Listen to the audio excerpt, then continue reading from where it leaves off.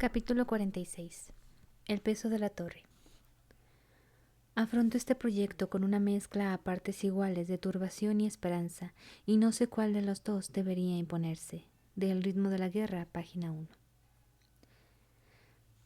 Raveniel había negado sus sirvientes a Navani. Al parecer, la fusionada creía que para Navani sería una adversidad vivir sin ellos, así que Navani se permitió un pequeño momento de orgullo cuando salió de sus habitaciones en el primer día completo de ocupación de Eurídiro.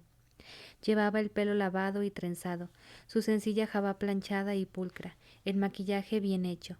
Lavarse con agua fría no había sido placentero, pero los fabriales no funcionaban, así que tampoco podría haber esperado agua tibia, aunque tuviera sirvientes. Llevaron a Navani a las salas de la biblioteca en el sótano de Eurídiro. Raveniel estaba sentada al escritorio de la propia Navani, leyendo sus notas. Cuando llegó, Navani hizo una inclinación muy precisa, lo bastante baja para indicar obediencia, pero no tanto como para implicar sumisión. La fusionada apartó la silla y apoyó un codo en la mesa antes de hacer un gesto de ahuyentar y un canturreo para hacer salir a los guardias. ¿Cuál es tu decisión?, preguntó la fusionada. Organizaré a mis eruditos, Antigua, dijo Navani, para que sigan con sus investigaciones bajo tu supervisión. La opción más sabia y también la más peligrosa, Navani Collin. Raveniel canturrió con un tono distinto. No encuentro los esquemas de tu máquina voladora en estos apuntes. Navani fingió abatirse, pero ya había pensado en el asunto. Los secretos de la plataforma voladora serían imposibles de mantener ocultos, ya que los conocían demasiados eruditos de Navani. Además, ya estaban usándose en las torres muchos del nuevo estilo de fabriales parejos, que pertenecían al movimiento lateral, manteniendo la elevación. Aunque los fabriales no funcionaran, sin duda la gente de Raveniel podría descubrir sus entresijos. Tras un largo debate consigo misma, Navani había llegado a la conclusión de que debía revelar ese secreto. Su mejor táctica para salir del actual apuro era aparentar que estaba dispuesta a colaborar con Raveniel y al mismo tiempo retrasar a la fusionada. Es intencionado que los diseños más importantes no estén en ningún otro sitio aparte de mi propia cabeza, mintió Navani. Lo que hago es explicar a mis eruditos cada pieza que voy necesitando que me construyan. Con el tiempo suficiente puedo dibujar para vos el mecanismo que hace funcionar la máquina. Raveniel canturrió siguiendo un ritmo, pero Navani no sabría decir qué significaba. En todo caso, Raveniel parecía escéptica cuando se levantó e hizo un gesto a Navani para que se sentara. La fusionada puso una pluma en la mano de Navani y se cruzó de brazos para esperar. Pues muy bien. Navani empezó a dibujar con líneas rápidas y efectivas. Hizo un diagrama de un fabrial parejo, con una explicación rápida de su funcionamiento, y luego bosquejó la versión expandida con centenares de ellos incrustados en la máquina voladora. Sí, dijo Raveniel mientras Navani dibujaba las últimas partes. Pero ¿cómo haces que se desplace horizontalmente? Es evidente, con esta construcción puedes levantar una máquina por los aires, pero se quedaría allí, sin moverse. No esperarás que crea que tienes una máquina en el suelo moviéndose en coordinación exacta con la del cielo. Entendéis más sobre fabriales de lo que había supuesto, dama de los deseos. Raveniel canturrió un ritmo. Aprendo deprisa. Señaló las notas del escritorio de Navani. A los míos siempre nos ha resultado difícil convencer a los Spren para que se manifiesten en el reino físico como aparatos. Parece que los Vasio-Spren que no tienen una naturaleza tan sacrificada como los Spren de honor o cultivación. Navani parpadeó mientras calaban en ella las implicaciones de aquello. De pronto, una docena de cabos sueltos en su mente se unieron y formaron un tapiz.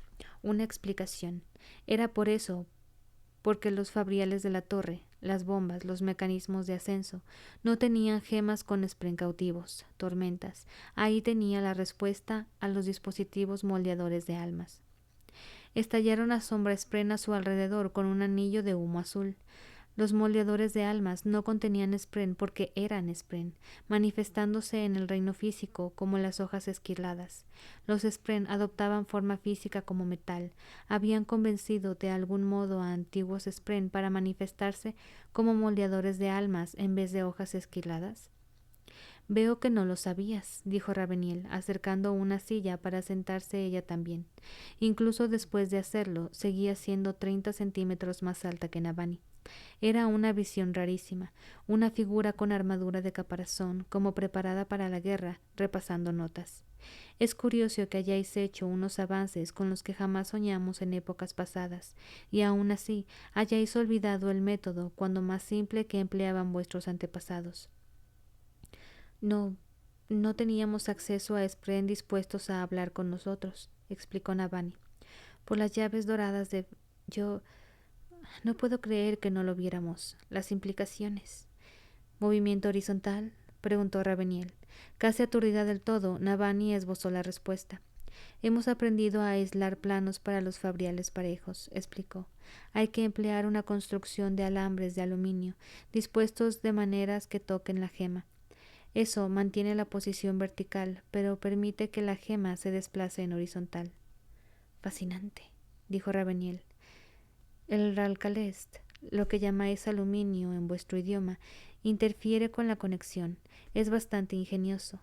Dar con la configuración correcta debió de requerir muchas pruebas. Más de un año, reconoció Navani. Después de que se teorizara la posibilidad inicial, tenemos el problema de que no podemos mover nada en vertical y en lateral al mismo tiempo. Los fabriales que nos mueven arriba y abajo son quisquillosos y solo hemos podido poner el aluminio en contacto con ellos después de fijar su posición. Qué inconveniente, sí, dijo Navani, pero hemos encontrado un sistema mediante el que paramos y entonces hacemos los movimientos verticales. Puede ser un incordio, porque es muy difícil hacer que las vinculacañas funcionen en vehículos móviles. Parece que debería haber alguna forma de aplicar ese conocimiento a crear vinculacañas que puedan usarse en movimiento, sugirió Raveniel estudiando el boceto de Navani. Eso pensé yo también, convino Navani. Puse un equipo pequeño a trabajar en ello, pero hemos estado ocupados con otros asuntos. Vuestras armas contra los radiantes todavía me desconciertan. Raveniel canturrió a un ritmo rápido y despectivo. Tecnología antigua, apenas funcional, dijo. Podemos absorber la luz tormentosa de un radiante, sí, siempre que se queden ahí quietos, empalados por nuestras armas. Pero ese método no impide que el spren se vincule a un nuevo radiante. Me gustaría que vuestros spren fuesen más fáciles de apresar en gemas. Transmitiré la petición, dijo Navani. Raveniel tarareó a un ritmo distinto y entonces sonrió. Era difícil no interpretar su expresión como depredadora en aquella cara jaspeada, en su esbelto peligro. Y sin embargo, también había algo tentador en la eficacia de la interacción que estaba teniendo. Tras solo unos minutos de conversación, Navani ya conocía secretos que llevaban décadas intentando descubrir. Así es como terminaremos la guerra, Navani, dijo Raveniel levantándose, con información compartida. ¿Cómo terminará esto con la guerra? Mostrando a todo el mundo que nuestras vidas mejorarían trabajando juntos, bajo el mando de los cantores, por supuesto. Dijo Raveniel. Salta a la vista que eres una erudita entusiasta, Navani Collin. Si pudieras multiplicar la calidad de vida de los tuyos, ¿no merecería la pena renunciar al autogobierno? Mira lo que hemos logrado con tan solo unos pocos minutos compartiendo nuestro conocimiento. Lo compartimos solo por tus amenazas, pensó Navani, preocupándose de que no se le notara en la cara. Aquello no era ninguna conversación casual. No importa lo que me digas, Raveniel. Puedes revelarme todos los secretos que quieras, porque estoy en tu poder. Puedes matarme sin más cuando tengas todo lo que quieres. En cambio, sonrió a la fusionada. Querría ver a mis eruditos, dama de los deseos, para ver cómo los están tratando y conocer el alcance de nuestras pérdidas. Navani confiaba en que aquello dejara una cosa bien clara. Habían asesinado a amigos suyos. No iba a olvidarlo de buenas a primeras. Raveniel canturrió e hizo un gesto a Navani para que la acompañara. Aquella situación iba a imponer un equilibrio delicado, en el que las dos intentaban aprovecharse de la otra. Navani debía poner especial cuidado en no permitir que Raveniel la camelara. Era una ventaja que tenía sobre sus eruditos. Quizá Navani nunca sería digna de unirse a ellos, pero tenía más experiencia en el mundo real de la política. Raveniel y Navani entraron en la segunda biblioteca, la que tenía más asientos y mesas. Los mejores del equipo de Navani, tanto fervorosos como eruditas, estaban sentados en el suelo con las cabezas gachas. Era evidente que los habían obligado a dormir allí, a juzgar por las mantas extendidas. Unos pocos alzaron la mirada para verla, y Navani comprobó aliviada que Rushu y Falilar estaban ilesos. Hizo un conteo rápido mientras captaba al instante las ausencias notables. Se acercó a Falilar, se agachó y le preguntó: ¿Neshan y Navar? Muertos, brillante, respondió él en voz baja. Estaban en la sala de la columna de cristal, junto con las dos pupilas de Neshan, la fervorosa Bevanara y unos cuantos pobres soldados. Navani hizo una mueca. Haz correr la voz, susurró. De momento, vamos a cooperar con la ocupación. A continuación fue con Rushu. Me alegro de que estés bien. La fervorosa, que saltaba a la vista que había estado llorando, asintió. Venía hacia aquí a recoger a unas escribas para que me ayudaran a catalogar la destrucción de la sala de arriba cuando pasó esto. Brillante, ¿crees que está relacionado? Con tanto caos, Navani casi había olvidado la extraña explosión. ¿Por casualidad encontrasteis alguna esfera infusa entre los restos? En concreto, una muy rara con luz del vacío. No, brillante, respondió Rushu. Ya viste la sala. Estaba hecha un desastre. Pero sí que la oscurecí para ver si brillaba algo y no vi nada. Ni rastro de luz tormentosa o ni siquiera de luz del vacío. Era lo que había temido Navani. Lo que fuese que había provocado la explosión tenía que guardar relación con aquella esfera extraña, y lo más probable era que esa esfera hubiese desaparecido. Navani se levantó y regresó junto a Raveniel. No teníais ninguna necesidad de matar a mis eruditos durante el ataque. No os suponían ninguna amenaza. Raveniel canturrió a un ritmo rápido. No volveré a avisarte, Navani. Utilizarás mi título cuando te dirijas a mí. No quiero que te hagan daño, pero existe un decoro que se remota milenios en el tiempo y créeme, vas a seguirlo. Lo he entendido, dama de los deseos. Creo que poner a los supervivientes de entre los míos a trabajar ahora mismo sería bueno para la moral. ¿Qué querríais que hiciéramos? Para facilitar la transición, dijo Raveniel, que continúen con lo que estaban haciendo antes de mi llegada. Muchos trabajaban en fabriales que ya no funcionarán. Ponlos a esbozar diseños, pues, ordenó Raveniel, y a escribir sobre los experimentos que habían realizado antes de la ocupación. Puedo encargarme de que se experimente con sus nuevas teorías. ¿Significaba eso que había alguna manera de hacer que los fabriales funcionaran en la torre? Como deseéis. Y la propia Navani se puso a trabajar en el verdadero problema, planificar cómo iba a sacarlos a todos de aquel apuro. Kaladin despertó por la lluvia, parpadeó, se notó la cara mojada y vio un cielo abrupto, iluminado por relámpagos petrificados en su sitio, que se quedaban en el cielo sin desaparecer, enmarcados por nubes negras en constante ebullición.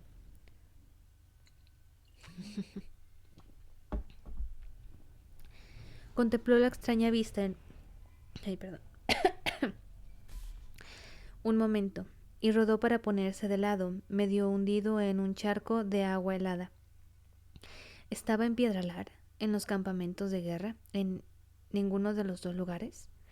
Gimió y se levantó con esfuerzo. No parecía estar herido, pero le dolía la cabeza.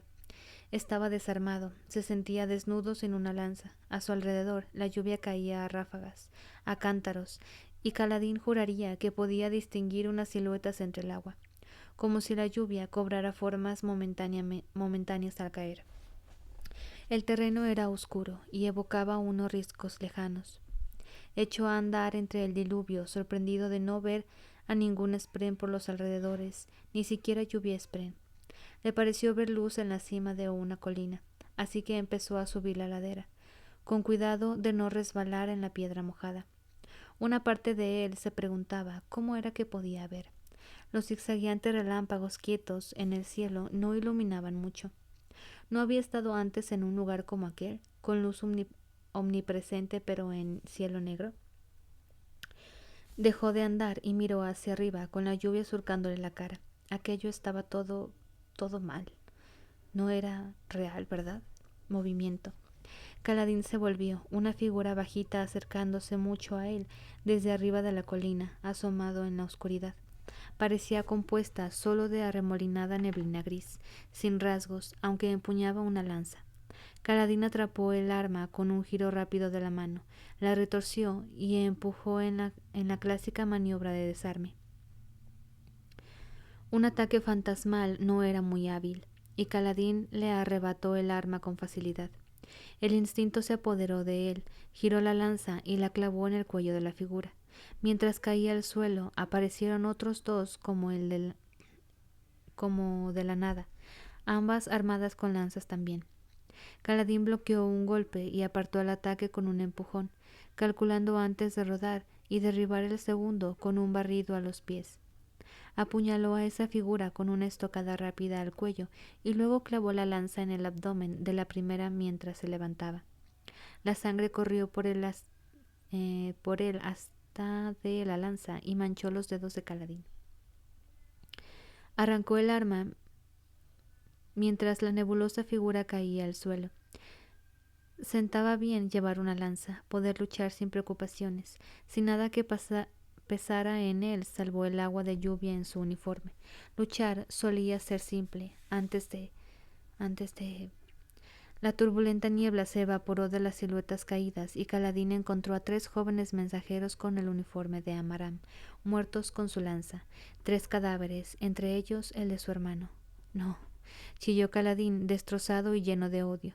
¿Cómo te atreves a mostrarme esto? No fue como sucedió, yo estaba allí. Dio la espalda a los cadáveres y alzó la mirada al cielo. Yo no lo maté, solo le fallé. Solo yo. Se apartó trastabillando de los chicos muertos, soltó la lanza y se llevó las manos a la cabeza. Palpó las cicatrices de su frente, parecían más profundas, como abismos atravesándole el cráneo. Shash, peligroso. El trueno retumbó en el cielo y Kaladin descendió a trompicones, incapaz de apartar de su mente la visión de Tien muerto, sangrando en la ladera. ¿Qué clase de terrible visión era aquella? Nos salvaste para que pudiéramos morir, dijo una voz desde la tiniebla. Conocía esa voz. Kaladin dio la vuelta, chapoteando en el agua de lluvia, buscando su fuente. Ahora estaba en las llanuras quebradas. En la lluvia vio insinuaciones de personas, siluetas compuestas por las gotas al caer, pero de algún modo vacías. Las figuras empezaron a atacarse entre ellas, y Kaladin oyó el trueno de la guerra, hombres gritando, armas entrechocando, botas sobre la piedra. El fragor lo rodeó y lo abrumó hasta que de pronto emergió a una enorme batalla y las formas insinuadas se hicieron reales. Hombres de azul combatiendo contra otros hombres de azul.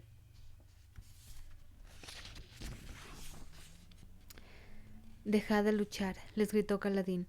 Estáis matando a los vuestros. No parecían oírlo. Corrió sangre entre sus pies en vez de agua, salpicaduras y chorros que se fundían a medida que los lanceros trepaban ansiosos por encima de los cuerpos de los caídos y seguían matándose unos a otros. Kaladin asió a un combatiente y lo apartó de otro. Luego agarró a un tercero y lo echó hacia atrás, solo para descubrir que era Lopen. Lopen, exclamó Kaladin, escúchame, deja de luchar. Lopen desnudó los dientes en una terrible sonrisa y derribó a Kaladin de lado antes de abalanzarse contra otra figura más, la de Roca, que había tropezado con un cadáver. Lopen lo mató hundiéndole su lanza en el vientre, pero entonces Teft mató a Lopen desde atrás.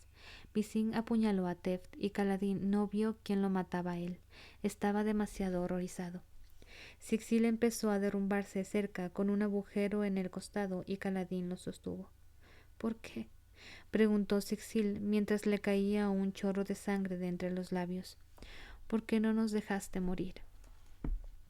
Esto no es real, no puede ser real. Debiste dejar que muriéramos en las llanuras quebradas. Quería protegeros, gritó Caladín. Tenía que protegeros. Nos maldijiste. Hola Artema. Hola Uplander. Buenas noches. ¿Ya se peleó Caladín con su señor padre? Ya se peleó. Chale, estuvo bien gacho. Sí, fue como de no estoy enojado, solo decepcionado. Eso duele más. Caladín dejó caer el cuerpo moribundo y se alejó a trompicones. Agachó la cabeza con la mente nublada y echó a correr. Una parte de él sabía que aquel horror no era real, pero seguía oyendo los chillidos, acusándolo. ¿Por qué lo hiciste, Caladín? ¿Por qué nos has matado? Se apretó las manos contra las orejas, tan desesperado por escapar de la carnicería que estuvo a punto de caer a un abismo. Se frenó y acabó equilibrado cerca del borde. Trastabilló y miró a su izquierda. Los campamentos de guerra estaban allí, al final de una corta cuesta. Había estado allí. Recordaba aquel lugar, aquella tormenta con su lluvia leve, aquel abismo en el que casi había muerto. Nos salvaste, dijo una voz, para que pudiéramos sufrir. Moash estaba al borde del abismo, cerca de Caladín. El hombre se volvió, y Caladín vio que sus ojos eran unos pozos negros. La gente cree que fuiste piadoso con nosotros, pero tú y yo sabemos que no es así, ¿verdad? Lo hiciste por ti mismo, no por nosotros. Si de veras fueses piadoso, no habrías concedido unas muertes fáciles. No, dijo Caladín, no. El vacío aguarda, Cal, dijo Moash, la nada. Te permite hacer cualquier cosa, hasta matar a un rey, sin remordimientos. Un solo paso, y nunca tendrás que volver a sentir dolor. Moash dio un paso y se precipitó al abismo. Caladín cayó de rodillas en el borde, la lluvia fluyendo a su alrededor. Miró hacia abajo horrorizado. Entonces despertó de sopetón en algún lugar frío. Al instante, 100 dolores distintos recorrieron todas sus articulaciones y músculos, cada uno exigiendo su atención como un niño chillando. Gimió y abrió los ojos, pero solo había oscuridad. Estoy en la torre, pensó, recordando los acontecimientos del día anterior. Tormentas. El lugar está controlado por los fusionados. Escapé por los pelos. Las pesadillas parecían estar empeorando, o tal vez siempre hubieran sido así de malas, pero no las recordaba. Se quedó tumbado, respirando hondo, sudando como si estuviera agotado, y recordó la visión de sus amigos muriendo. Recordó a Moash dando un paso hacia esa oscuridad y desapareciendo. Se suponía que dormir debía refrescarlo, pero Caladín se notaba más cansado que el derrumbarse la noche anterior. Gimió de nuevo y apoyó la espalda en la pared, obligándose a incorporarse. Entonces buscó a tientas alrededor, presa de un repentino pánico. En su confusión, una parte de él estaba segura de que encontraría a Teft muerto en el suelo. A mí me cayó gordo el Lirid. es que nosotros cuidamos mucho a Caladín. Y sabemos que es que los dos tienen razón en parte, pero aún así yo voy a estar del lado de Caladín porque es mi crush.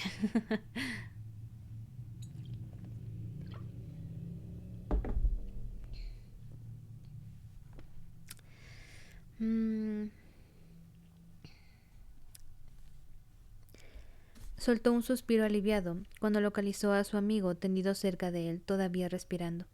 El hombre se había meado encima, por desgracia.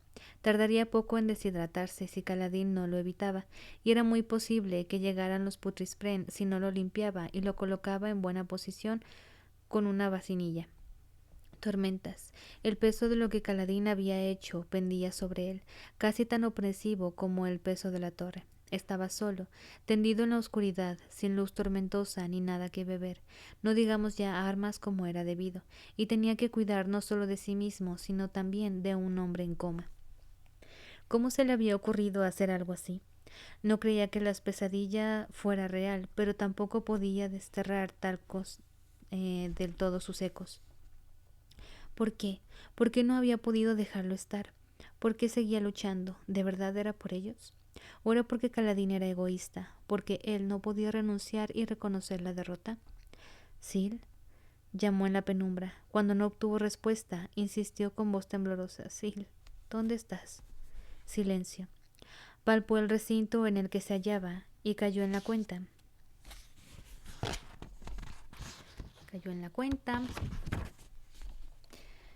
De que no tenía ni idea de cómo salir. Se había sepultado con Teft en aquella oscuridad demasiado densa para morir despacio y solos. Entonces apareció un puntito de luz. Sil, bendita fuese, entró en la sala. No podía atravesar paredes porque los Spren radiantes tenían la suficiente sustancia en el reino físico para que los retuviera la mayoría de los obstáculos. Parecía haber entrado por algún tipo de conducto en lo alto de la pared. Su presencia devolvió a Kaladin cierta medida de cordura. Dejó escapar un aliento entrecortado mientras ella descendía revoloteando y se posaba en su palma extendida. He encontrado una salida, dijo, cobrando la forma de una soldado con uniforme de exploradora. Pero no creo que tú quepas por ella. Hasta a un niño le costaría. He mirado los alrededores. Aún no podía alejarme mucho. Hay guardias apostados en muchas escaleras, pero no parecen estar buscándote. Estos pisos son tan extensos que creo que han comprendido que encontrar a un hombre aquí viene a ser imposible. Son buenas noticias, supongo, dijo Kaladin. ¿Tienes alguna idea de qué podría ser esa luz que me ha traído aquí? Yo tengo una teoría, respondió Sil. Hace mucho tiempo, antes de que las cosas se torcieran entre Spren y humanos, había 3 forjadores de vínculos. Uno para el Padre Tormenta, uno para la Vigilante Nocturna y un tercero para un Spren llamado el Hermano. Un Spren que permanecía en esta torre, oculto, y no se aparecía a los humanos. Se supone que murió hace mucho. Vaya, dijo Kaladin palpando la puerta que se había abierto para dejarlo entrar. ¿Y cómo era? No lo sé, respondió Sil pasando a su hombro. Hemos hablado de esto con la brillante Navani, respondiendo sus preguntas, y los demás Spren radiantes no saben más de lo que acabo de decirte. Recuerda que muchos Spren que sabían sobre los tiempos antiguos murieron, y al hermano siempre le gustó mantenerse en secreto. No sé qué tipo de Spren eran, ni por qué podía crear a un forjador de vínculos, pero si sigue con vida, no sé por qué hay tanto de la torre que no funciona. Teft. No pongas esa cara, güey. No pongas esa pinche cara.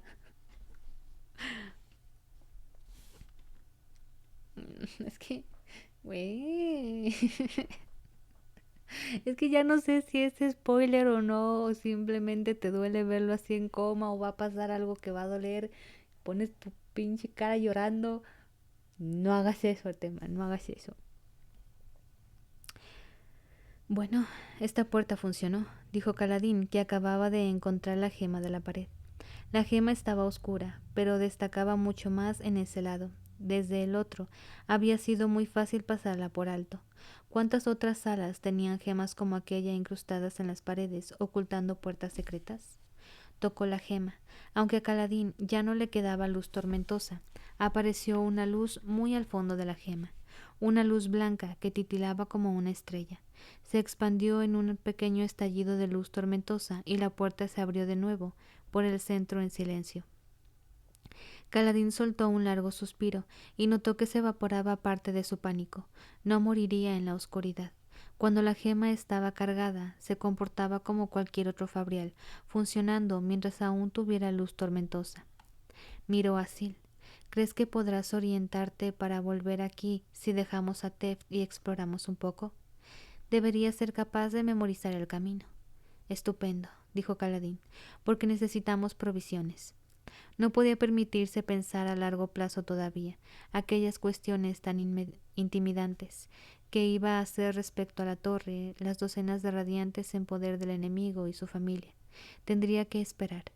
Antes necesitaba agua, comida, luz tormentosa y sobre todo un arma mejor. Parte del fandom shippea a Cal con Sil. Sí, tengo un amigo que lo shippea bastante. Y sigo a una chica en Insta que hace ilustraciones del ship.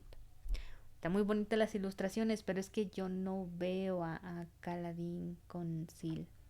Sil se me hace como si fuera su hermanita, no sé, ideas mías tal vez. Eh, con quien sí lo shippeo es con Shallan y con Adolin, evidentemente. Un poliamor ahí me gustaría mucho. Si no es mucho pedir, ¿verdad?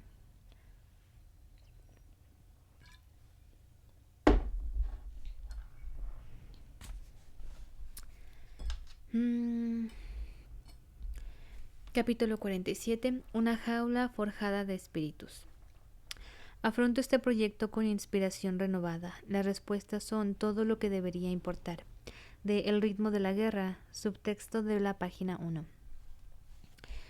¿Esto lo había escrito Navani?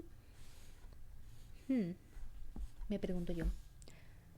Un poco perturbador el shipeo con Sil. Sí. Muchos me he escuchado que dicen eso. Que una vez compartí una de las ilustraciones del ship y un amigo me puso, no, con ella no. Y yo, ¿qué? Nomás estoy compartiendo el dibujito. Se me hizo bonito. La madera se sacudió bajo los pies de Dalinar, que tuvo que agarrarse a una baranda para no perder el equilibrio. Rompedores del cielo, gritó, intentan llegar a los armazones de los fabriales. Dos figuras de azul saltaron de la plataforma cerca de él, con sendos estallidos de luz tormentosa, mientras el suelo seguía temblando. No bastarían con dos para ocuparse de aquello. Tormentas, ¿dónde estaban? Sixil y su fuerza de 10 corredores del viento regresaron volando hacia la parte inferior de la plataforma. No era una verdadera máquina voladora como el cuarto puente, pero aquellas plataformas seguían siendo un excelente punto de observación para estudiar un campo de batalla, suponiendo que nadie las atacara. Dalinar se mantuvo agarrado con fuerza a la baranda y miró hacia el bisón, que estaba atado a Dalinar con una cuerda. El hombre más bajito sonreía como loco, aferrado también al parapeto. Por suerte, al poco tiempo la plataforma dejó de sacudirse y los rompedores del cielo se dispersaron, perseguidos por figuras de azul con lanzas. Hay menos celestiales de lo que esperaba, pensó Dalinar mientras el viento le revolvía el pelo. Distinguió solo a 4 fusionados voladores que observaban el campo de batalla desde arriba y daban instrucciones esporádicas a las tropas de infantería. No entraban en combate, estaban confiando a los rompedores del cielo para esta batalla. Quizá el grueso de los celestiales estuvieran con las fuerzas principal enemiga, acampada a varios días de marcha. O en la torre, por ejemplo. El bisón se asomó por el lado de la plataforma para mirar justo debajo de ellos, donde los radiantes se enfrentaban. No parecía inquieto en absoluto, y por la caída de casi 300 metros hasta el suelo. Para tratarse de un hombre que siempre parecía tan paranoico, desde luego podía ser muy displicente con el peligro. Por debajo de ellos las líneas mantenían la formación. Las tropas de Dalinar, reforzadas por filas asishianas, combatían a las fuerzas traicioneras de Taravangian, que habían intentado avanzar hacia el interior para rescatar a su rey. Los Veden contaban también con unos pocos fusionados y algunas tropas cantoras, una unidad lo bastante pequeña para haberse acercado inadvertida antes de la traición. Sobre la plataforma de Dalinar, unos 50 arqueros repusieron sus filas después de la confusión que había provocado el repentino ataque de los rompedores del cielo. Al cabo de unos momentos ya estaban haciendo llover flechas sobre los Veden. Cederán pronto, dijo el bisón en voz baja, contemplando el campo de batalla. Su frente ya se comba. Esos asishianos luchan bien, pero mejor de lo que había pensado. Tienen una disciplina excelente, convino Dalinar. Solo necesitan que se les dirija bien.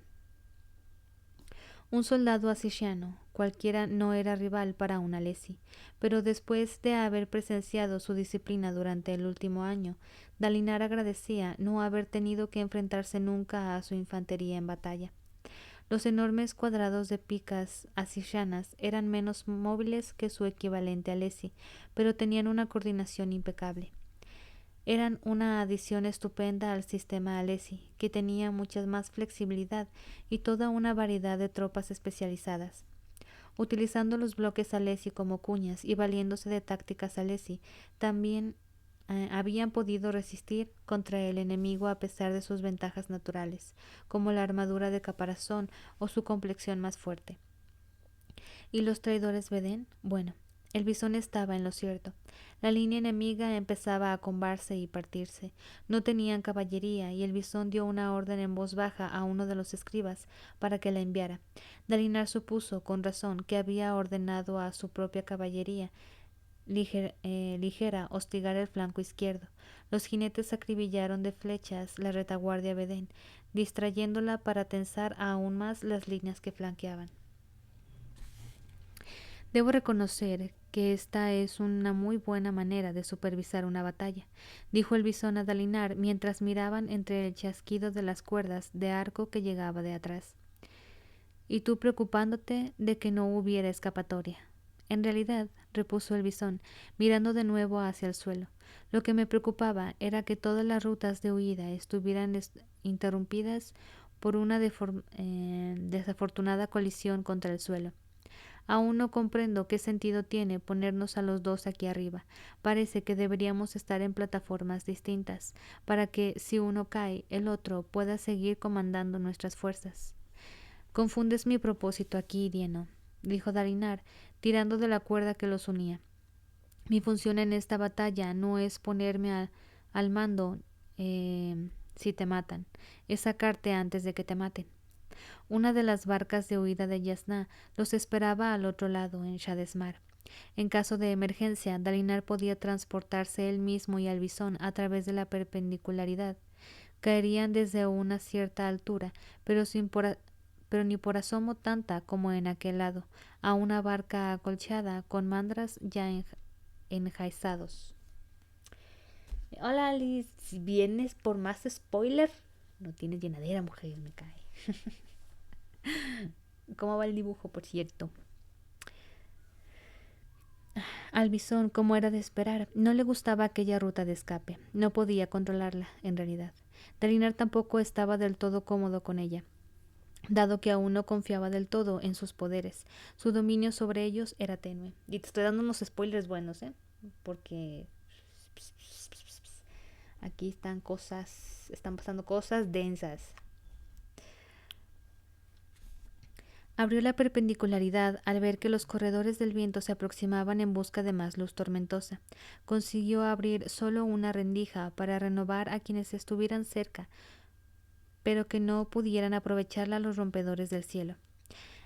Estos se retiraron. Los corredores del viento no eran rivales para unos corredores. Creo que aquí se equivocaron.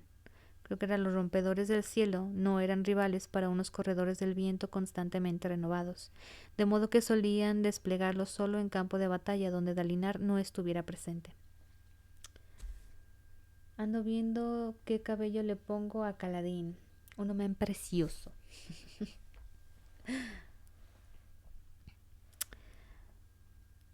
Mientras el bisón recibía los informes de bajas, que incluían a 2 escuderos corredores del viento, por desgracia, una joven escriba se acercó a Dalinar con un fajo de papeles y una víncula caña cuya luz parpadeaba.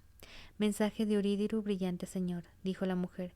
Quería saberlo en el momento en que nos llegara cualquier cosa y acaba de llegar. Dalinar sintió que un peso enorme se levantaba de sus hombros. Por fin, ¿qué está pasando? Hay problemas con los fabriales de la torre, informó la escriba. La brillante Navani dice que se ha activado una especie de extraña aura defensiva y que impide a los radiantes usar sus poderes. Ah, chinga, ¿y cómo les avisaron? Si no funcionan. Sospechoso. También interfiere con los fabriales, así que ha tenido que enviar a un equipo de exploradores por el risco al interior de las montañas para que pudieran transmitir su mensaje. Todo el mundo se encuentra bien y la brillante Navani está trabajando en el problema. Por eso han dejado de funcionar las puertas juradas también, por cierto. Te ruega paciencia y pregunta si aquí ha ocurrido algo raro.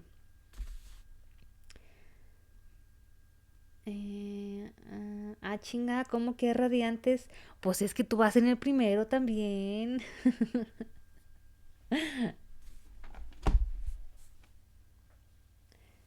O sea, te vas a enterar de eso también en el primero, porque pues ahí está, pero aquí ya está más avanzado el asunto.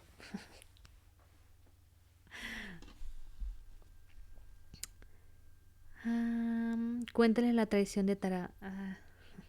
Está bien, está bien si sigo con los spoilers. Va en el primer, este es lo que le estamos diciendo desde ayer. La mandamos por papitas, pero volvió. Yo disfruto el spoiler. Bueno, perfecto. Voy a continuar. Si disfrutas el spoiler.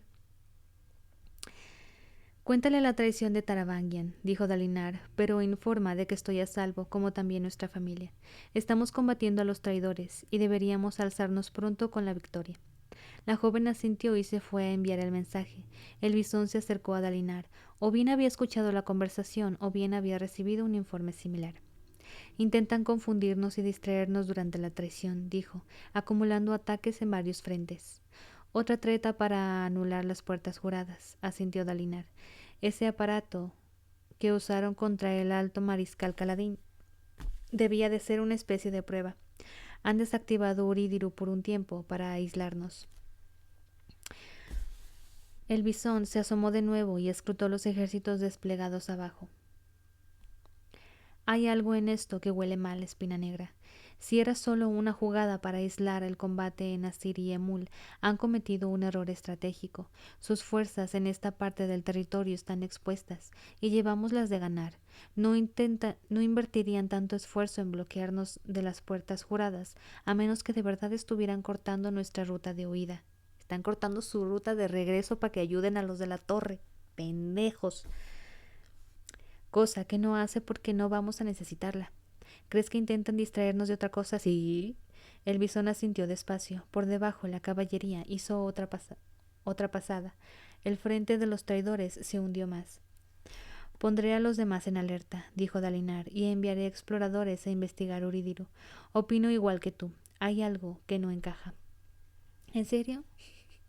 Sígale. Recién voy en la página 1426 de 2140 del EPUB. Yo dije chinga. Pues estás en digital. Yo dije, caray, ¿cómo?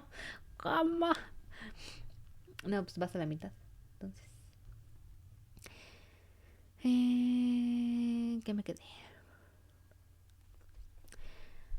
Asegúrate de que los ejércitos contra los que combatiremos en Emul no han recibido refuerzos en secreto. Eso podría ser terrible para nosotros. El único verdadero desastre que puedo prever en todo esto es que asedien a Simir y no podamos suministrarla por medio de las puertas juradas. Habiendo visto esa ciudad, no me gustaría nada quedarme atrapado allí. De acuerdo, dijo Dalinar. El bisón se inclinó más, en equilibrio precario, contemplando el campo de batalla que se extendía por debajo de ellos. El sonido apenas llegaba, solo tañidos amortiguados y gritos distantes. Los hombres se movían como videspren, pero Dalinar podía oler el sudor, podía oír el rugido. Qué asco oler el sudor, güey. Podía sentirse a sí mismo entre los cuerpos que forcejeaban, chillaban, morían, dominando el combate hoja esquilada en mano. Cuando se había degustado la casi invencibilidad de llevar armadura esquilada y vadear entre mortales era un sabor difícil de olvidar. Lo echas de menos, dijo el bisón mirándolo. Sí, reconoció Dalinar. Les vendrías bien sobre el terreno. Ahí abajo sería solo otra espada. Puedo hacer más en otros puestos. Disculpa, Espina Negra, pero tú nunca fuiste solo otra espada. Era una pinche masa devoradora, un huracán. El bisón se cruzó de brazos y se apoyó en el parapeto. No paras de decir que eres más útil en otra parte, y supongo que creas una tormenta bastante buena para renovar esferas, pero me da la impresión de que estás apartándote. Hey, ¿qué planeas? Esa era la cuestión. Dalinar sentía que había mucho más que podía hacer, cosas más grandes, cosas importantes, la tarea de un forjador de vínculos, pero llegar hasta ellas, descubrirlas. Se derrumban, dijo el bisón enderezándose. ¿Quieres dejar que se retiren o los atrapamos y los aplastamos? ¿Tú qué opinas?, preguntó Dalinar. Odio luchar contra hombres que no tienen escapatoria, dijo el bisón. No podemos permitirnos que refuercen al enemigo en el sur, objetó Dalinar. Ese sería su verdadero campo de batalla, cuando aquella escaramuza hubiera terminado, la guerra por Emul. Sigue apretando hasta que se rindan. El bisón empezó a dar las órdenes. Abajo, el sonido de tambores inundó el campo de batalla, con los frenéticos intentos de comandantes enemigos por mantener la disciplina, mientras las formaciones se desintegraban. Dalinar casi podía oír el matiz de pánico en sus gritos, oler la desesperación en el aire. El bisón tiene razón, pensó Dalinar. La acometida que han hecho aquí era real, pero algo no encaja. Nos falta una pieza del plan enemigo. Mientras miraba, un soldado anodino se situó junto a él. Ese día Dalinar solo había llevado consigo a un puñado de guardaespaldas, 3 hombres de guardia de cobalto y una sola portadora de esquilada.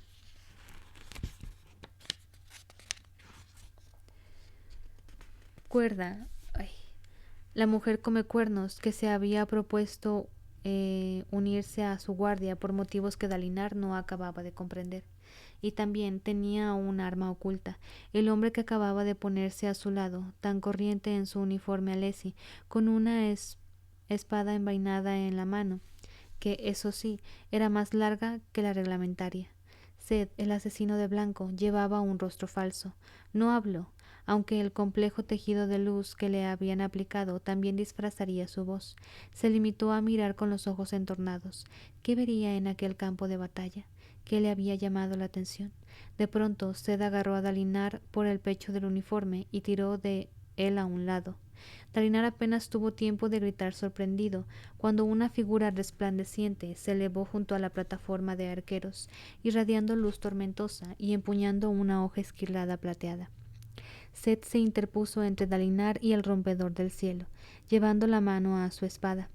Pero Dalinar le cogió el brazo y le impidió desenfundarla.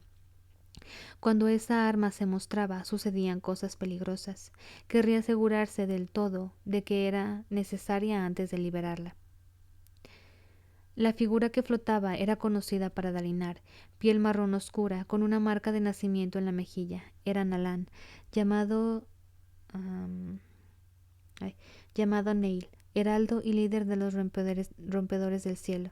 Se había afeitado la cabeza hacía poco y sostuvo su hoja esquilada hacia afuera, en una postura orgullosa, quizá desafiante para dirigirse a Dalinar. Forjador de vínculos, dijo Neil, tu guerra es injusta. Debes someterte a las leyes de... Una flecha se clavó en su cara, en pleno centro, interrumpiéndolo. Dalinar miró atrás y detuvo a Cuerda, que estaba tensando de nuevo su arco esquilado. Espera, quiero oírlo. Una flecha en toda la cara. Que se le quita al perro. Neil, con expresión sufrida, se arrancó la flecha y la dejó caer mientras su luz tormentosa lo sanaba. ¿Era posible matar a ese hombre?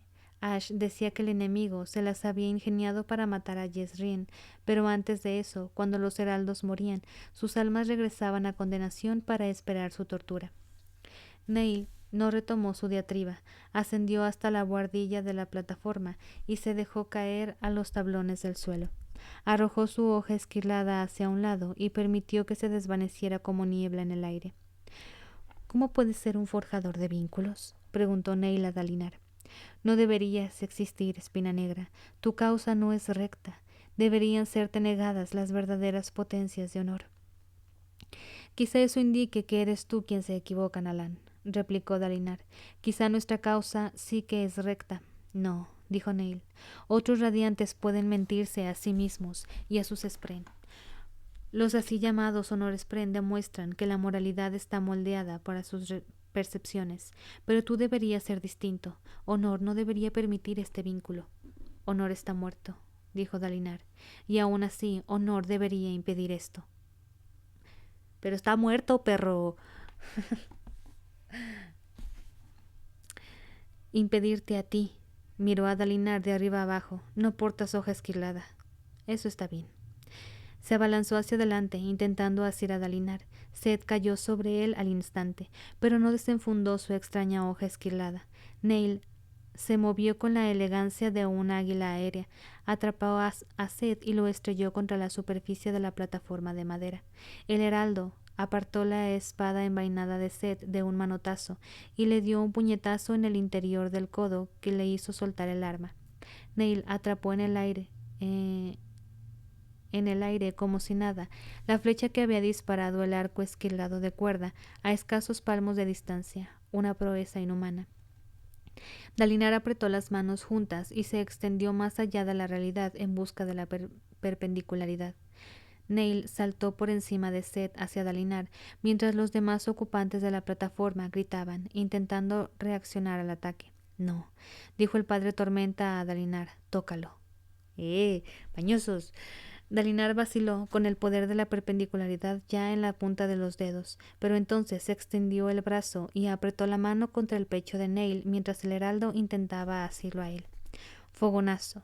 Dalinar vio a Neil alejándose de una hoja esquilada descartada, clavada en la piedra. Fogonazo. Neil, acunando a un niño en un brazo, su hoja esquilada en la otra mano, mientras una fuerza oscura reptaban sobre una cresta cercana. Fogonazo. Neil, de pie, con un grupo de eruditos, desenrollando un extenso documento lleno de escritura. La ley no puede ser moral, les decía Neil. Pero vosotros sí podéis ser morales al crear leyes. Debéis proteger siempre a los más débiles, a aquellos de quien más fácil resulte aprovecharse. Instituid un derecho de circulación para que una familia que considere injusto a un señor pueda abandonar sus dominios. Luego restringid la autoridad de un señor a la gente que lo siga. Fogonazo, Neil arrodillado ante un alto espren. Fogonazo, Neil luchando en un campo de batalla. Está pasando muchas cosas. ¿Te imaginas a Dalinar tipo, ¿quieres verme a la recta? Para que me creas. ¡Ey! Óyeme. Neil también me cae gordo, sí, Neil cae gordo. Él mató al zapatero, sí. Fue Neil el que mató al zapatero. ¿Quieres verme a la recta? Te espantas, Neil, te espantas. Y todo por terco, fastidioso, sí. Pobre Zapatero. El Zapatero me caía muy bien, güey. Hubiese sido un personaje así bien chido. O sea, es un personaje chido, pero fue muy cortito. Muy cortita su aparición. Y era buena gente. Fogonazo, otro combate. Fogonazo, otro combate. Las visiones llegaban cada vez más deprisa y Dalinar ya no podía distinguirlas entre ellas hasta que, fogonazo. Neil estrechando la mano a un hombre alés y con barba, majestuoso y sabio. Dalinar supo que ese hombre era Yeserese, aunque no habría podido decir cómo lo sabía. Acepto esta carga, dijo Neil en voz baja, con honor. No lo consideres un honor, respondió Yeserese. Un deber, sí, pero no un honor. Comprendo, aunque no esperaba que acudieras a un enemigo con esta oferta. Un enemigo, sí, dijo Yeserese, pero un enemigo que tenía razón desde el principio, lo que me convierte a mí y no a ti en el villano. Repararemos lo que hemos roto, y Shar y yo estamos de acuerdo. No hay persona a quien daríamos una bienvenida más calurosa en este pacto que tú. Eres el hombre más honorable al que he tenido el privilegio de oponerme. Ojalá fuese cierto, repuso Neil, pero serviré lo mejor que pueda. La visión remitió y Neil se apartó con brusquedad de Dalinar, jadeando sus ojos como platos. Dejó una línea de luz extendiéndose entre él y Dalinar. Forjador de vínculos, dijo el padre Tormenta en la mente de Dalinar. Has fraguado una breve conexión con él. ¿Qué has visto? Su pasado, creo, susurró Dalinar. ¿Y ahora? ¿Y ahora? ¿Qué? ¿Qué están diciendo ustedes? Annie, solo sale en 5 páginas. Me cayó bien lo que hizo, güey, me cayó bien. Fueron 5 páginas muy de, este señor es chido. A mí me caía bien, te callas. Me gustó mucho su interludio, pobre zapatero, sí, güey, pobrecito. Le curó el pie al niño.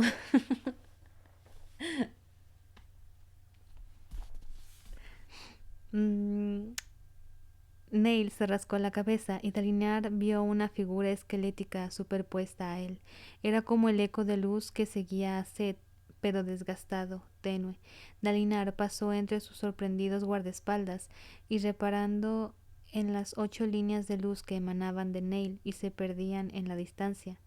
Veo el juramento, creo, dijo Dalinar, lo que los ató entre ellos y los volvió capaces de contener el enemigo en condenación. Una jaula forjada de sus espíritus, dijo en su mente el padre Tormenta, fue destruida incluso antes de la muerte de Jezreel. La quebraron con lo que hicieron hace mucho tiempo. No, solo una línea de él está rota del todo. Las demás están ahí, pero débiles, impotentes. Dalinar señaló una línea que era brillante y poderosa, excepto una. Esa aún es vibrante. Neil alzó la mirada hacia él, se arrancó la línea de luz que lo conectaba a Dalinar y se arrojó al vacío. El heraldo se encendió en luz y salió disparado mientras, demasiado tarde, unos pocos corredores del viento acudían en ayuda de Dalinar. Ya que vienen, mijos. Blandes el poder de dioses, Dalinar, dijo el padre Tormenta. Una vez creí conocer el alcance de tus capacidades. He abandonado esta suposición ignorante. ¿Podría volver a forjarlo? Preguntó Dalinar. ¿Podría rehacer el juramento y expulsar a los fusionados de nuevo? No lo sé. Quizás sea posible, pero no tengo ni idea de cómo, o de si sería sabio. Los heraldos sufrieron por sus actos. Eso lo he visto en él, dijo Dalinar, contemplando cómo Neil se desvanecía en la distancia. Carga con un dolor atroz que distorsiona su visión sobre la realidad. Una demencia distinta a la que afligen a los hombres corrientes, una locura que tiene que ver con su alma desgastada. Pues cómo no. Seth recuperó su espada, en apariencia avergonzado por la facilidad con que lo habían derrotado. Te tiraron como una muñeca de trapo, mijo.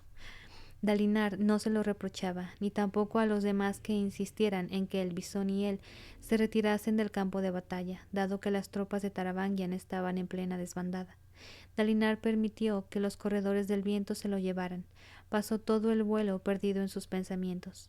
Necesitaba comprender sus poderes. Su deber ya no consistía en alzarse espada en alto, gritando órdenes en el campo de batalla. Lo que debía hacer era buscar la forma de utilizar sus poderes para resolver aquella guerra, volver a forjar el juramento o, si no podía, encontrar otra solución, una que incluyera encerrar a Odium de una vez por todas. A ver.